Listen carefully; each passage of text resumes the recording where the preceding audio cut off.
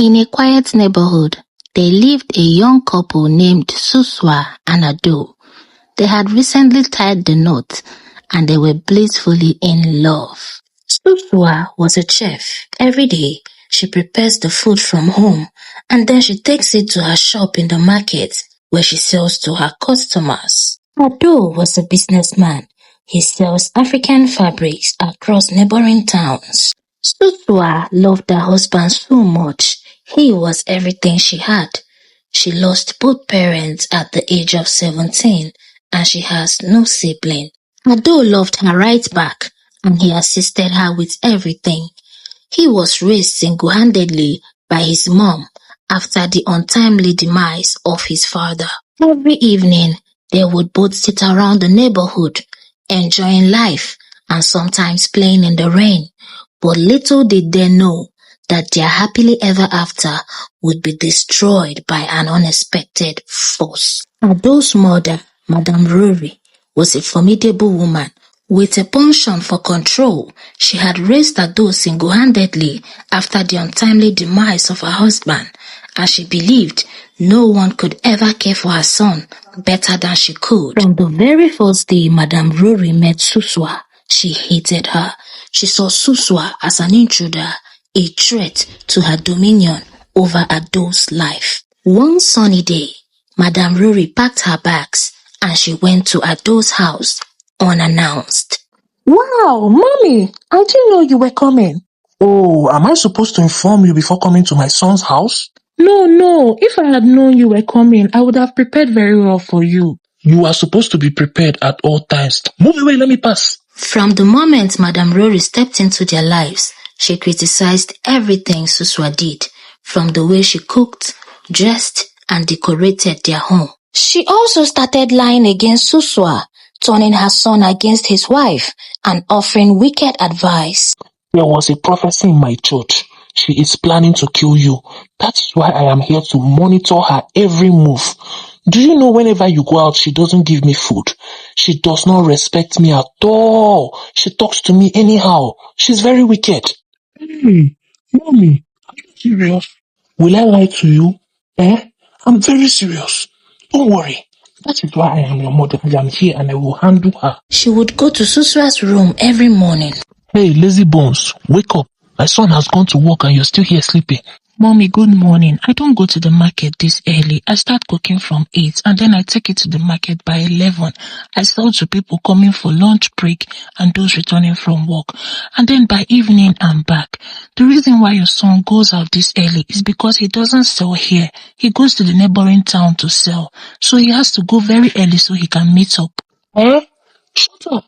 Me, I am not comfortable with this your evening business, so in fact, dress up. Come to my room. I have advice for you. So Suswa went to her room. Do you know you are a very terrible wife? I notice you don't give your husband your business money. As a virtuous woman, you are supposed to hand over any money you have to your husband or me, your mother-in-law. But you don't do that. And this your evening business, you have to stop it all. You think I don't know you follow men there? I know all these things, my dear. There's enough space here in the house. Start doing your business right in front of here. God forbid, I will never cheat on my husband. I only go to the market, sell my food and come back home.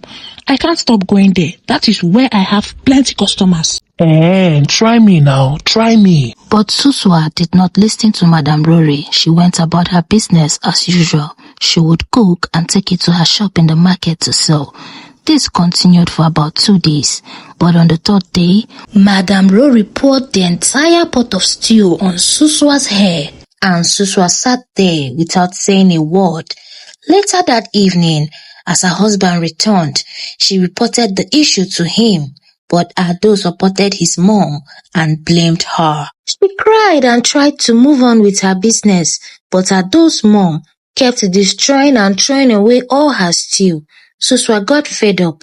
Even when she tries to eat, Madame Rory would move to the kitchen and insult her. She also took over the kitchen and she started cooking for Ado. Mommy, why are you stressing yourself? Allow me to cook for my husband now. Go and sit down. Don't stress yourself.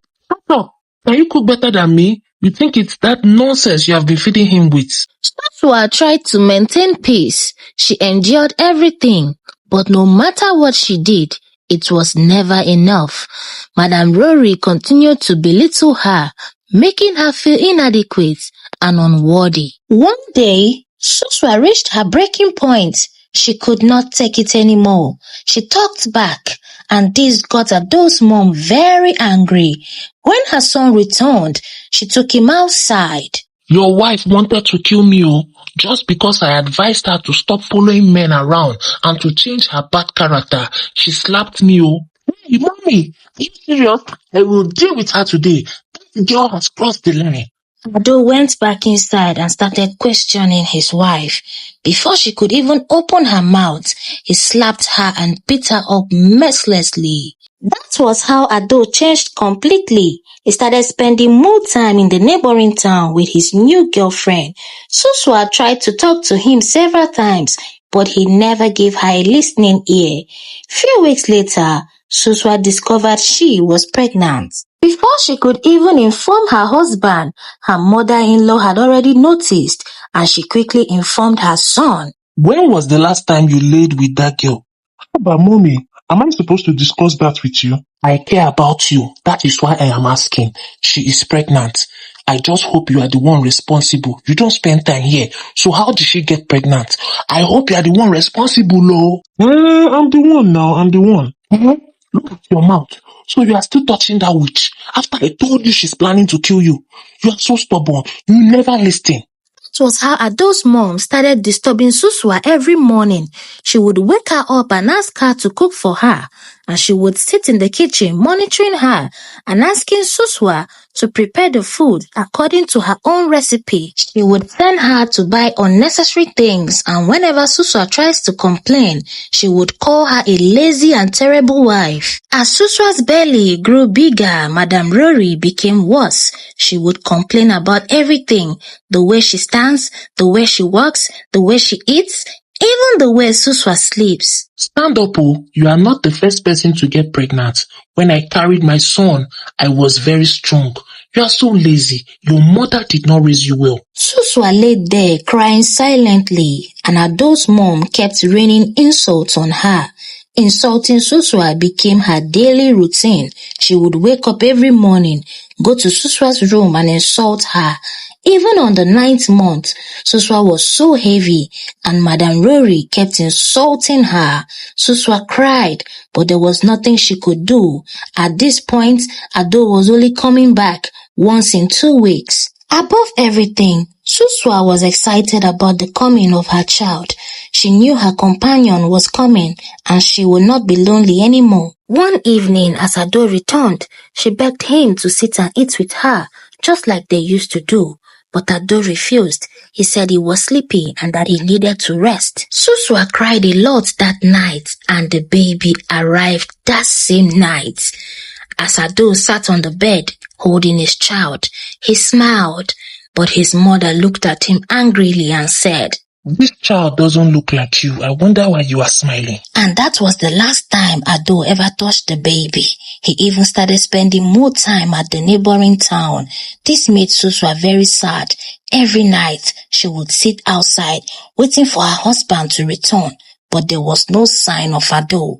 One night, she thought to herself, I can't continue like this. I'm also running out of cash.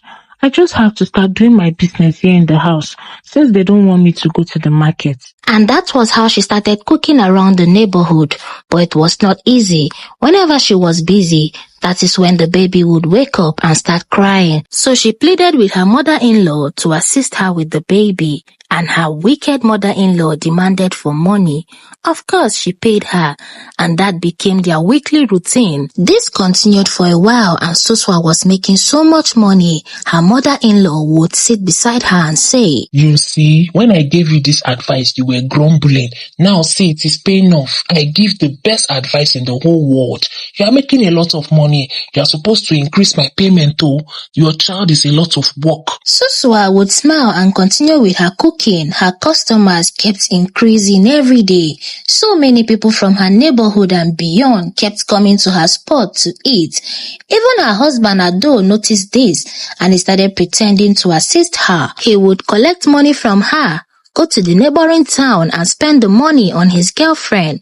Every time, he would promise to return and spend the night with his wife and child, but every evening, Suswa would sit outside waiting for him, but Ado never shows up. Suswa would cry every night, but during the day, she would put on a smile and attend to her customers gracefully. One cold night, she sat outside with her baby. She had a deep thought, then a plan. Few weeks later, Suswa bought a car. Her mother-in-law and her husband stood outside looking at the car, so shocked. Later on, I hope you bought the car in your husband's name. That is the right thing any good woman would do. But Suswa stood there smiling without saying a word. These days, all you do is smile. You don't even talk back at me anymore. I don't understand you, this girl. Even her husband Ado was already planning in his mind to come back the following week and take the car so he could use it and enjoy with his girlfriends. But Suswa shocked them. The next day, Madame Rory stood outside as she watched Suswa moving away with her child. She packed all her bags and put into the car. Then she drove off with her child. Suswa had already gotten a very nice place for herself and her baby. She also got a very good spot for her food business. The following week, Ado returned and his mom gave him the breaking news. He shouted and blamed her for everything. She shouted back and claimed she did everything out of love. They had a really bad argument and Ado chased her away. As Suswa's business boomed, she got more workers, enjoying life and living happily with her baby, also hoping to find love again.